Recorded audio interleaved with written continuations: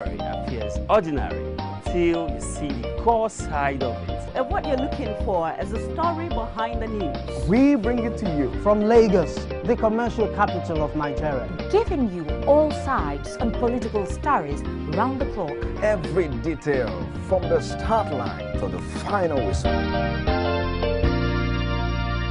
CoreTV News, expanding your view.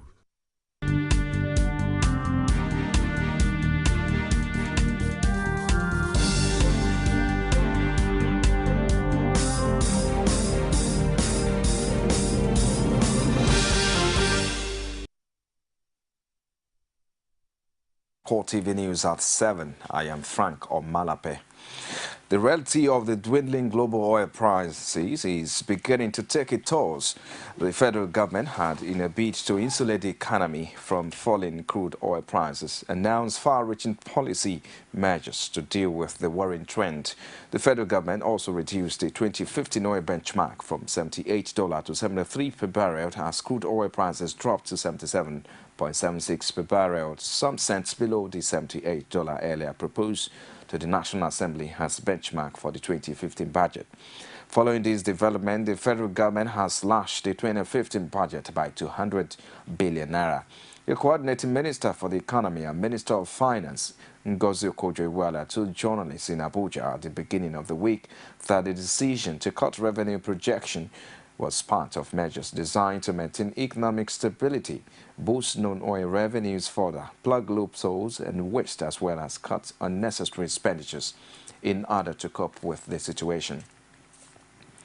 The Senate is set to defer its decision on whether to extend emergency rule in northeast Nigeria until it gets proper briefing from the security and defense chiefs. It has therefore summoned service chiefs and the chief of defense staff to appear before the entire Senate on Thursday to shed light on the security situation in Borno, Yobe and Adamawa State. This was the outcome of a second day of deliberation by senators, which was again done behind closed doors. In spite of the opposition mounted by some northern senators, Borno State Governor Kashim Shettima is backing plans to extend emergency rule in the three northeast Nigeria states. Shettima made the state government's position known in a statement through his media aide, Isaguso. He said he had no doubts about the sincerity of President Goodluck Jonathan, but wants the military to do more to turn the tide against the insurgents. The governor added that the safety of Borno people and their continuing existence are more paramount to him than being in power. And the All Progressive Congress says it will resist any attempt to disenfranchise Nigerians in the run-up to the 2015 general elections. It specifically decried the non-provision of permanent voters' cards for duly registered voters in many parts of the country, while accusing the Independent National Electoral Commission of sabotage. APC leaders made this declaration at a rally tagged Salvation Rally at the Eagle Square in Abuja. The party chieftains also raised issues on the possibility of free and fair elections next year. As predicted on Monday, the Ekiti State House of Assembly saga is not likely to end soon. The APC lawmakers in the state spoke late Monday night to condemn the act of their PDP counterparts. The state government, speaking through its information machinery, also denies the involvement of Governor Ayofashi in a row and maintains that the act of the PDP lawmakers is in the best interest of Ekiti people. Our correspondent, Rashi tells us more. The relationship between members of the once united House has turned to a cat-and-mouse game.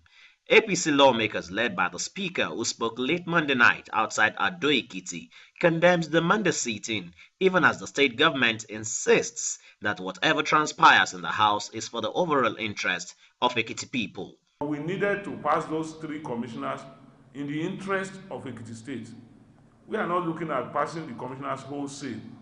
We are looking at what is in the best interest of Ekiti State, because the last government has plunged the state into so much financial mess. As far as we are concerned, there was no sitting, and as a result of that, the sitting was illegal, and whichever action they might have carried out are illegal. The state government tenaciously holds that a quorum of 10 members of the House was formed during the sitting, a position punctured by the APC, which claimed the 19-member APC is still intact in the House.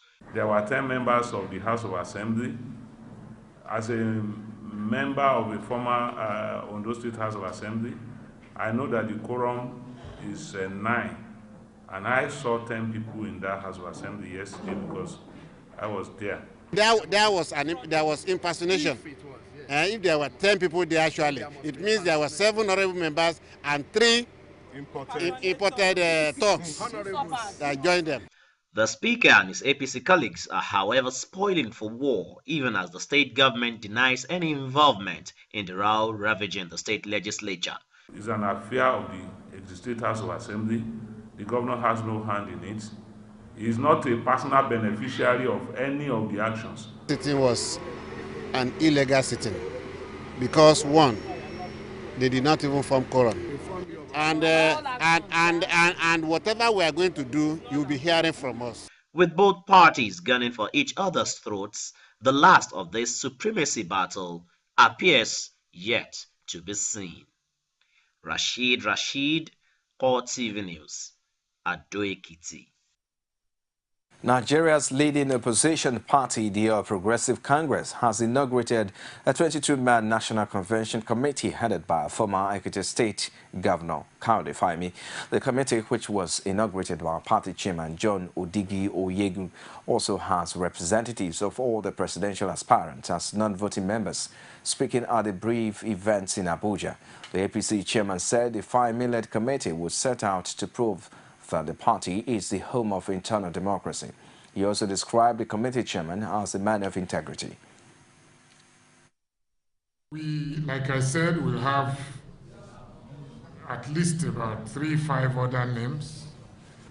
And in our discussions before we came in here, it was agreed that His Excellency Alhaji Kawu Baraje should act as deputy to our chairman here for this exercise. So the ball is in your court. The party has put in your hands one of the most critical assignments in the process towards providing and producing the next president of this great nation. This is an assignment that is onerous, that is going to be tasking, that is going to require all of our human effort to deliver to the standards that are expected of a party that is a party in waiting for the presidency of Nigeria. Mr. Chairman, when you informed me that I was going to be saddled with this responsibility alongside my other colleagues, I wanted to duck under that biblical saying that if this were to be a poison chalice, it should be removed from my side. But then I know this is actually a very, very important assignment. And it is an assignment that will set us apart from those who are Democrats and those who are monarchists. The complaints that have marked the ongoing voters' registration exercise has again reared their ugly heads. This is the turn of residents of Abeokuta, the Ogun State capital, this time around as they demand for an immediate extension in order to be fully registered. Our correspondent Olajumoke Olatuji was there to monitor the exercise and brought back this report. In the Warden area of Abeokuta, pregnant women, nursing mothers and the aged who could not cope with the stress became tired blaming the situation on improper and shady conduct of exercise by INEC. The only thing that we are facing where the INEC doesn't have enough logistics in terms of the machine that they brought here. For example, because we have a lot of crowds that have been coming since the inception when we started the program. but we have high numbers of newly registered people. What we are appealing to the INEC now is if they can still give us some little days. Since we have started the registration year, one machine that given to us here is not enough for the large number of people that are staying in this ward.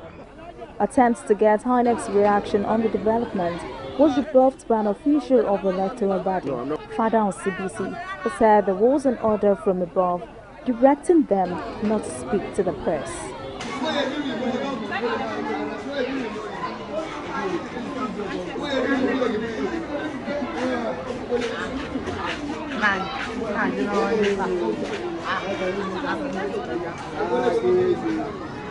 The situation is now different at Reverend Kuti's compound as residents angrily lament their long stay on the queue. The INEC official represented in each poll, they are not enough for the people that are coming. The issue is I want to appeal to INEC to give us more another maybe 2 days, another 2 days.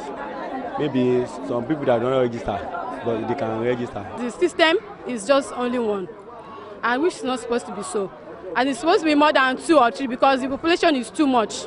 If they continue using one, it's going to get to us. People will start wounding themselves, fighting. Some have been here since 5:30, 6, 7, 8. So, as in, okay, 4.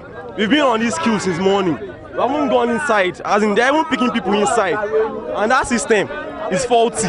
Ogun State INEC Head of Operations Samuel Ogunjemilo, however, promised the Commission will address all complaints within 24 hours and make sure everyone is registered. Equipment, we have enough equipment outside working. Even where we discover that the crowd is much, we deploy as to 2-3 machines to such places.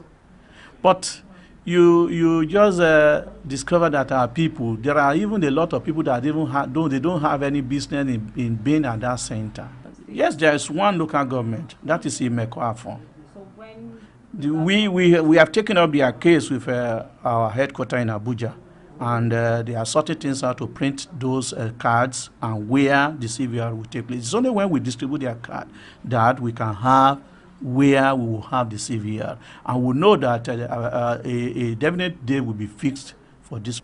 Though the exercise was originally slated to end on Wednesday, political observers are of the opinions the INEC may further extend the registration following the massive complaints. Olajumoke Olatunji, CoreTV News, Abeokuta. No, I'm not. You're watching CoreTV News at 7. We'll take a break shortly. We'll be back with more stories after this time out. Stay with us. Lagos, get ready to experience a roller coaster beyond what you knew about Fuji. That's right. K1 Live Unusual Concert. It's Fuji Redefined by the king of Fuji himself, King Wasiu Ayinde Marshall, the ultimate. With breathtaking performances from Lagbaja, Tubaba, Victor Laya, DJ Jimmy Jat, Olamide, Sasha P, Honeybee, and many more. K1 Live Unusual, 21st of November at the Eco Hotel Convention Center. Hosted by King of Comedy, Alibaba, and Comedy by Bucci. Red carpet starts at 7 p.m. Tickets 10,000. Premium table 1 million. VIP table 2 million. Stakes box 5 million. Think you can handle it? Tickets available at Niger Ticket Shop outlets in the Hotel and Suites, Silverbed Cinemas in VI, Ikeja City Mall and Ozone Cinema in Yaba, or online at NigerTicketShop.com. For table bookings, call 09025 K1 Live or 0902 551 5483. Email glproductions@sodiumng.com. Supported by Lagos State Government, LASA, Beat, Niger, Classic FM, Hip TV, Ray Power, Kenny's Music, Prime Time, BHM, Mega Screen, and EEC. K1 Live Unusual. Get down. Fuji Redefined. Glad to have you back now. For updates on our news and other programs, visit our Facebook page. It's facebook.com/CoreTV News.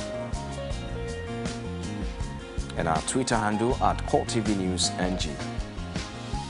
You can also log on to www.youtube.com/CoreTV. Leave a space, then news. Members of a local community in Kaduna State have dragged a subsidiary of the Nigeria National Petroleum Corporation (NNPC) for not doing enough for its host community. Residents of Rido, a community in Chukun local government area, are accusing the Kaduna Refining and Petrochemical Company (KPRC) of carelessness about its social responsibility. The committee members say they have no access to potable water, good roads, and their unemployed youth are not considered for employment by the company.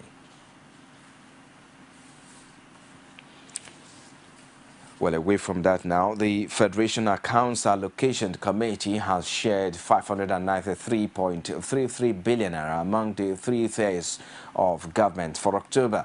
The amount is, however, 10 billion naira less than the 603 billion naira that was disbursed in September, in continuation of the trend of a progressive shortfall in distributable revenue for several months. So the Bashiru Yuguda, Minister of State for Finance, told journalists after a 2-day meeting that ended on Tuesday 9th that there was a slight improvement in VAT receipts. Revenue available for distribution is 536 billion 693.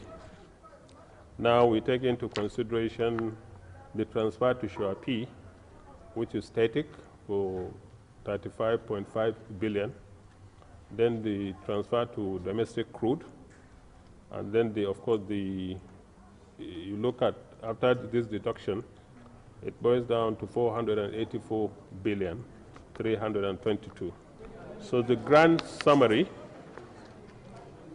for the month of November is 484 billion 322.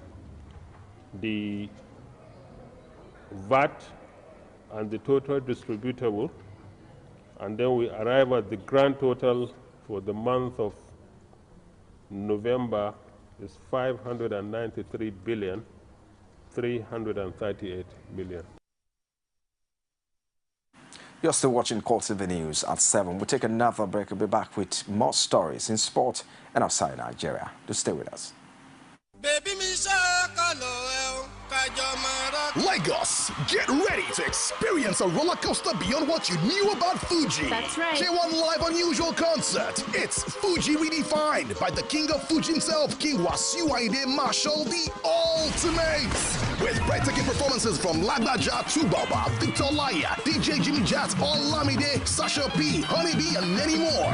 K1 Live Unusual, 21st of November at the Eco Hotel Convention Center. Hosted by King of Comedy, Alibaba, and Comedy by Bucci. Red carpet starts at 7 p.m. Tickets 10,000. Premium table 1 million. VIP table 2 million. State box 5 million. Think you can handle it? Tickets available at Niger Ticket Shop outlets in the Eco Hotel and Suites, Silverbed Cinemas in VI, Ikeja City Mall and Ozone Cinema in Yaba, or online at NigerTicketShop.com. For table bookings, call 09025 K1 Live or 0902551 5483. Email glproductions@sodiumng.com. Supported by Lagos State Government, LASA, Beat, Niger, Classic FM, Hip TV, Ray Power, Kenny's Music, Prime Time, BHM, Mega Screen, and EEC. K1 Live Unusual. Get down. Fuji redefined.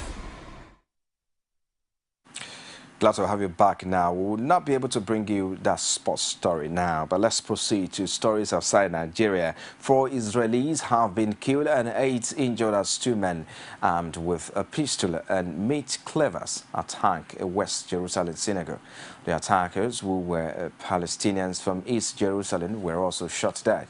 There have been several deadly attacks and clashes recently in Jerusalem, which has also seen heightened tension over a disputed holy site.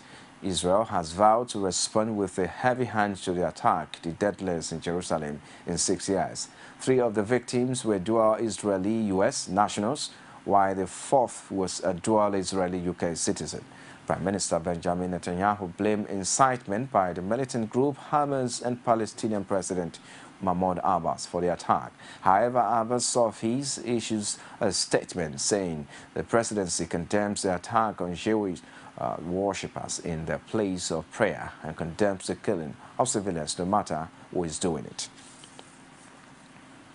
And that's the wrap on CoreTV News at 7. Many thanks for watching. I am Franco Malape. I'll see you again.